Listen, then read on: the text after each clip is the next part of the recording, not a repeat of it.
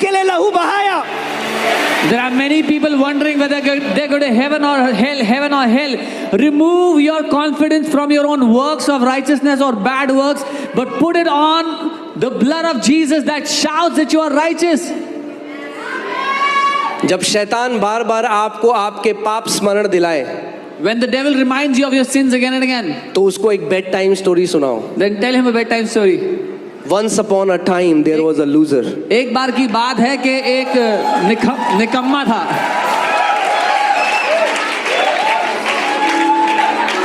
And his head was crushed. और उसका sir कुचल दिया गया। बाइबल बताती है कि उसके सर में ऐसा घाव था माने वो मरने पे, प्रकाशित वाक्य में। In the book of Revelation it says his head was wounded and he was as if he was about to die. Amen.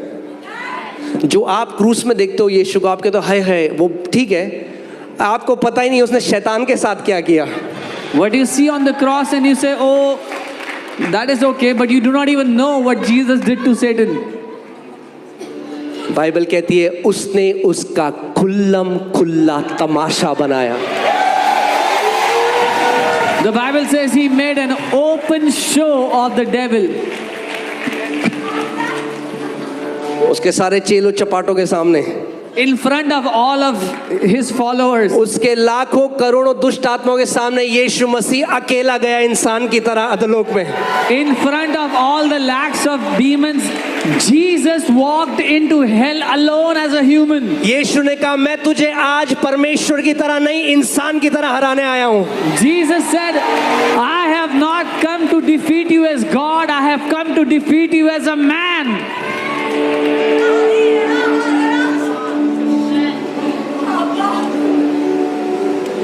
अगर परमेश्वर की तरह हराता तो अनफेयर मैच होता।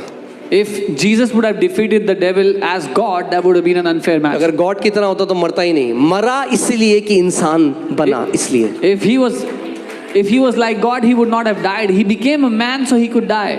और इंसान बनकर अधोलोक गया। And as a man, he went down to the Hades. अब मुझे नहीं पता वहाँ क्या हुआ होगा, ऐसा मैं पिक्चर करता हूँ। Now I don't know what happened there, but this is how I see it, how I picture it. शैतान बैठा हुआ अपनी हाई चेयर में, Satan would have been sitting on his high chair. और यीशु मसीह गए वहाँ अकेले। Jesus went there alone. मगर बाइबल बताती है फिलिपियों 2:11 में कि यीशु का जो नाम है, परमेश्वर ने उसको इतना ऊंचा किया है कि उसके नाम के मेंशन पे, उसके नाम जब पुकारा जाता है तो जो जितने घुटने स्वर्ग में झुकते हैं, पृथ्वी में झुकते हैं और अधोलोक में भी झुकते हैं।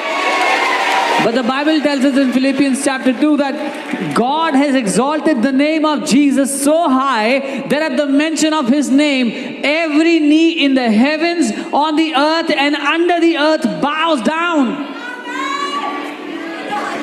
जो स्वर्ग में, पृथ्वी पर और पृथ्वी के नीचे, यानी एक जगह है पृथ्वी के नीचे, वहां पे भी हर एक घुटना झुकता है। That those in heaven, those on the earth and even those that are under the earth, there are knees under the earth that are bowed down before his name. Under the earth क्या है? अधोलोक।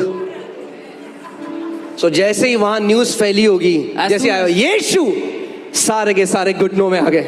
As soon as this name was mentioned, Jesus, all of them came to their knees.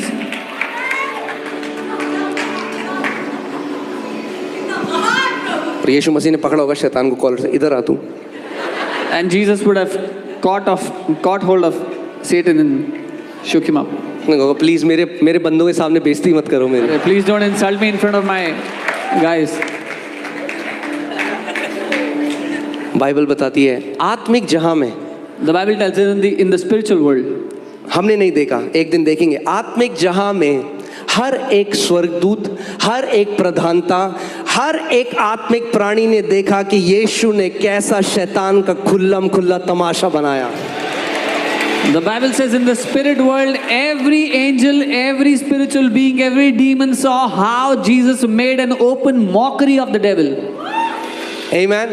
फिर से बोलो, मेरे ऊपर मृत्यु का और अधोलोक का कोई अधिकार नहीं है। Say again, there is no power of death or Hades against me and my life.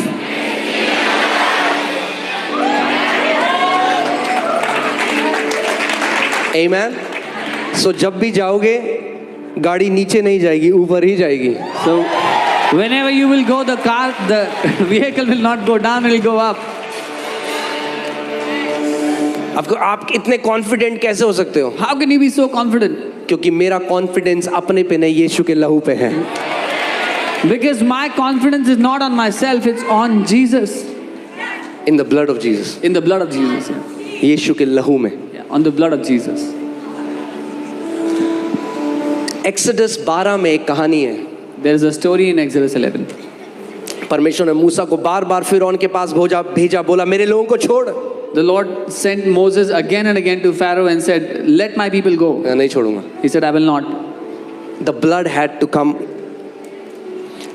and they overcame him by the blood of the lamb and by the word of their testimony, and they did not love their lives to the death. वे मेमने के लहू के कारण और अपनी गवाही के वचन के कारण उस पर जयवंत हुए और उन्होंने अपने प्राणों को प्रिय ना जाना, यहाँ तक कि मृत्यु भी सह ली। कैसे हुए वो शैतान के ऊपर जय? कैसे भाई? यीशु मसीह शैतान के ऊपर जय पा चुका है। आप कैसे पाते हो? उसके लहू के द्वारा और अपने मुंह की गवाही के द्वारा। How did they obtain victory over the devil? Jesus has already defeated the devil, but how did they obtain the victory? Is through the blood of Jesus and by the word